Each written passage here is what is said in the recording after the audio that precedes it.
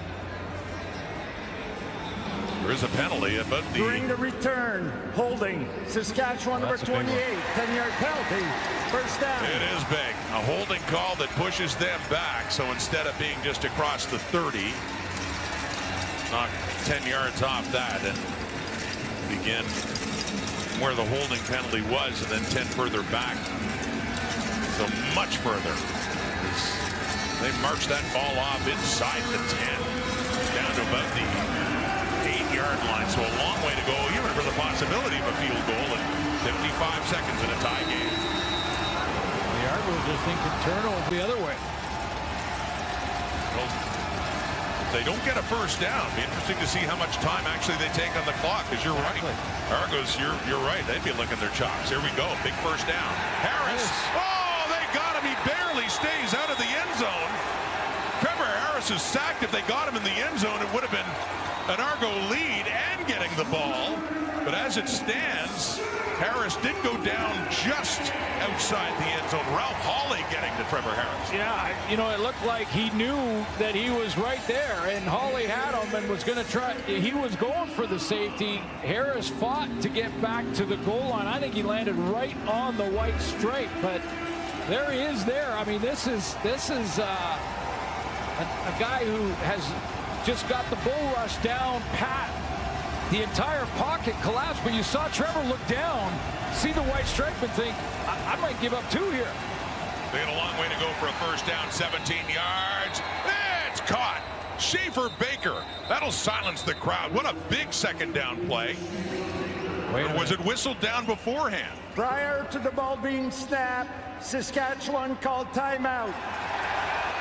So no, when it looked like Schaefer Baker would have enough yardage, there was a whistle and a timeout called just before that play. 24 seconds on the clock. Well, Trevor Harris was busy. So was it the timeout from the sideline? It had to be. The timeout came from the sideline, because now Trevor Harris trying to get a play, but he broke the huddle trying to catch the Argo defense not ready on the snap. Hit Schaefer Baker over the middle, but looked like the bench had called a timeout. Saskatchewan called a timeout with 31 seconds left on the clock. So it remains a tie game. 19-19, 31 seconds now on the clock. 2nd and 17. The Riders backed up to their end zone. And if they have to punt, be from deep in their own zone. Harris again. It's almost caught. Had a receiver in traffic, in a crowd there. It was Amelis, and it falls incomplete. So they will indeed have to punt from their end zone. Fraser Sopik almost had an interception, and that would have been an interception. 32 is right there. Amelis had a shot at it. Ball comes out. That close. For Amelis, who remains down. Sure has. And opportunity Argos now. Janarian Grant, Deontay McMahon are standing at midfield.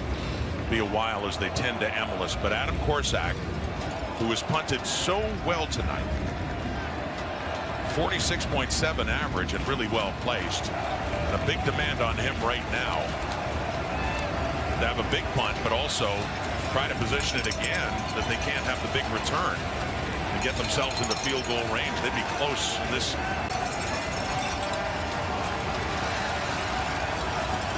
As soon as that official blows it in.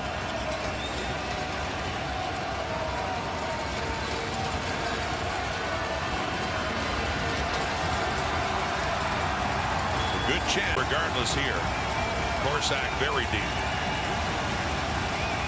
Try and run it down. Well, they don't. 25 seconds. And Grant has it. They're in range. Yeah. Get it down to the 36. So see how they approach this as Kelly comes on to position it for Lirim Hajrullahu. Well, just looking at that, there were 14 seconds left on the 20-second clock when that was kicked. And, you know, if you run those 14 seconds, snap the ball right at the end of it, that Janarian Grant return may have eaten up the final few seconds of this regulation. In regulation, we go to overtime. But now in the Grant return after the Corsack punt, 16 seconds on the ground, pick up a few yards, and they're at the left hash now. See if they just try on another play to center it up for Lirim Hajrullahu, who's actually coming on the field now on second down. Yeah, and this is not a bad strategy because you can go on second down if there's an issue with the hold or get another chance on at third down. But are they going to? Lirim Hajrullahu back in week 3 had a walk-off winner against Edmonton, and then a few weeks later against Winnipeg in overtime had a chance for another walk-off winner. Clock ticking down to 0. Final play for the walk-off Argo win. Hajrullahu heading left. Missed it. It heads out, but it's a single point, and it doesn't matter. He kicked it far enough, didn't get the field goal, but the Argos do get the win. And that was their first lead in this game. And it comes right on the final play. Well, the Argos left a lot of points off the board.